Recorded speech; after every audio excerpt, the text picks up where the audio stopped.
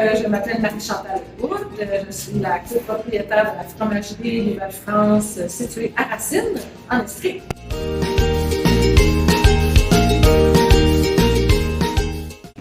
Donc, ce qui nous différencie, nous, la fromagerie Nouvelle-France, c'est notre lait de brebis.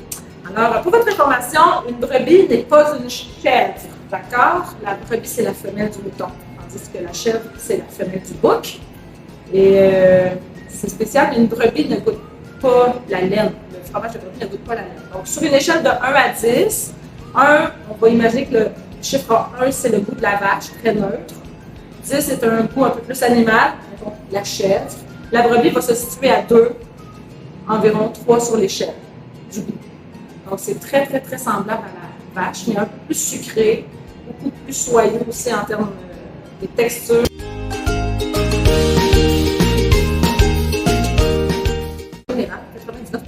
De la population aime les fromages de lait de brebis.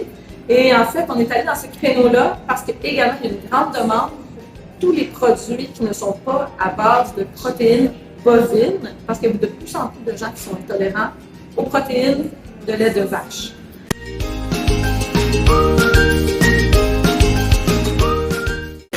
Comment on présente ça? Un petit fromage lactique crémeux comme ça, c'est très simple. En fait, on va prendre une cuillère, on va le mettre dans le petit pot ici.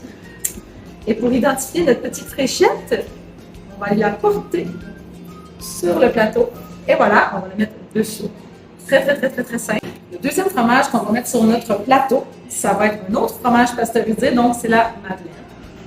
Donc la madeleine, c'est très simple. Comment on va la présenter? On va la découper en carrés.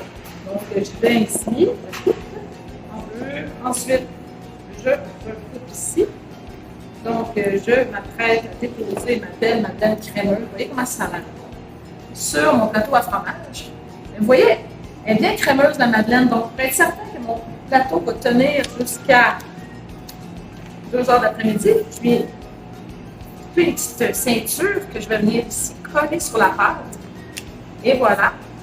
Je peux déchirer ici le petit point. Sinon, je laisse comme ça. Puis, je vais enlever la ceinture de la madeleine avant la dégustation. Ça va être tout beau là, comme ça, puis ça sèche pas la pâte, ça va rentrer cool. Là, les gens vont se demander comment couper la madeleine quand c'est un gros carré comme ça. Il y a des gens qui vont manger au complet carré, mais il y en a d'autres qui vont prendre des petits morceaux. Donc, on va d'abord enlever la ceinture. Puis, ce qui est important quand on mange un fromage, c'est d'essayer le plus possible de répartir la croûte avec la pâte. Donc, moi, si j'étais monsieur, madame, tout le monde, je dirais comme ça, je ferais des petites pointes comme ceci. Et j'irai ensuite dessus comme ça pour la présenter. Ça, c'est vraiment pour essayer de répartir la pâte le plus possible égal avec la pâte. Donc, le troisième fromage qu'on va mettre sur notre plateau de 5 fromages. Maintenant, on s'en va dans les fromages thermisés.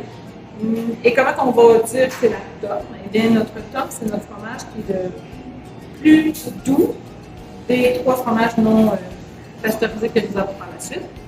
Donc, très simple. La tome, premièrement, on va couper un morceau de tome parce que cette femelle est un petit peu trop grosse pour mettre sur notre plateau. Donc, on va la couper en 2 d'abord. Ensuite, on va couper la taille de notre morceau qu'on désire. On va y aller dans ce dimension-là, par exemple.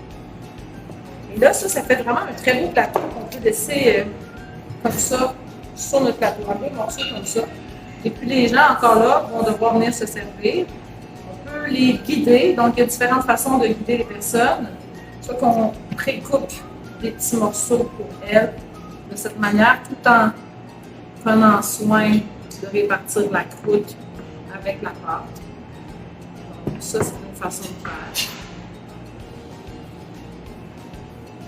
Ou sinon, on le laisse debout et les gens viennent se chercher les morceaux. Il y a toujours un risque que les gens vont tout manger la pâte. Là, ben, il y a quelqu'un qui va être. Il va rester pris avec le talon. Mais rendu à un certain point, en fait, on va changer notre direction de coupe. Au lieu d'y aller comme ceci, on va aller dans ce sens-là pour encore là répartir la croûte de manière uniforme. Donc, je fais un exemple ici. Et là, de cette façon-là, je vais aller comme ça. Et regardez bien, je vais même faire une pointe. Répartir vraiment de façon égale le plus possible ma pâte sur tous mes petits morceaux de tome. Numéro 4, notre fameux Zachary Cloutier, meilleur fromage du Québec en 2022. En plus, très fière de ça. Donc, notre meule qui est assez costaud. On va d'abord la couper en deux également. Je prends un petit peu de force. Et voilà. On va couper la meule en deux. Et ensuite, on va lui faire une petite coupe également. Vous voyez, comme ça. Ça, c'est ma pointe que je vais me servir pour mon plateau de fromage. Et là, j'ai des petits trucs. Je vais enlever un petit peu de croûte.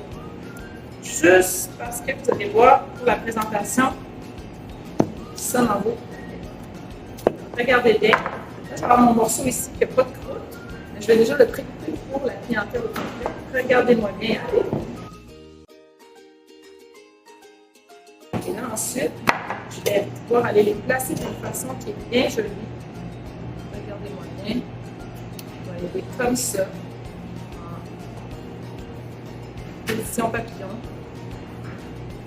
Comme ça. Donc, c'est très facile aux gens de prendre les morceaux. Et en plus, c'est cute. Et nous terminons le plateau avec notre nouveau bleu de brebis. On va l'éterniser. Donc, le bleu, c'est toujours un peu délicat à couper parce que des fois, ça a tendance à s'égrener. Donc, la façon la plus facile de couper un morceau de bleu, dans le fond, je vais le prendre dans son cellophane comme ça. Je vais prendre un couteau. Là, je vais couper la taille de fromage que je veux. Le bleu, les gens mangent toujours un peu moins. Donc, je vais quand même couper un morceau assez large pour qu'il se tienne bien quand je vais le déposer sur mon plateau. Et étant donné que les gens mangent un peu moins de bleu, je vais décider de le recouper en deux. Parce que de toute manière, les gens ne mangent pas. C'est vraiment le fromage qui se consomme le moins. Et quoi faire si mon fromage, par exemple, regardez, là, mon fromage tend à se déchirer, à s'égrener. Et bien, ce qui est merveilleux avec le bleu, c'est qu'on peut faire de la chirurgie plastique. Donc, je prends mon petit couteau, je vais comme aller recoller les petits morceaux qui vont décoller. Je vais délicatement, bien entendu. Là, je suis capable de revenir le déposer ici. Mais là, le bleu, c'est tout un défi, par exemple, de couper des petits morceaux comme j'ai fait. En général, vous laissez un couteau à côté. Les gens vont eux-mêmes se servir parce que, comme je vous l'ai dit, c'est peut-être la moitié du monde qui va manger du bleu. Les gens vont se servir eux-mêmes. Puis il y a un couteau seulement pour le bleu, pour pas qu'il y ait du bleu qui se promène un peu partout.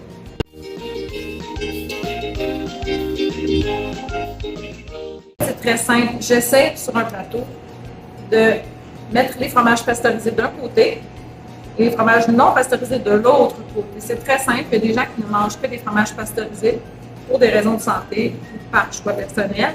Ils vont vouloir facilement identifier lesquels ils peuvent manger.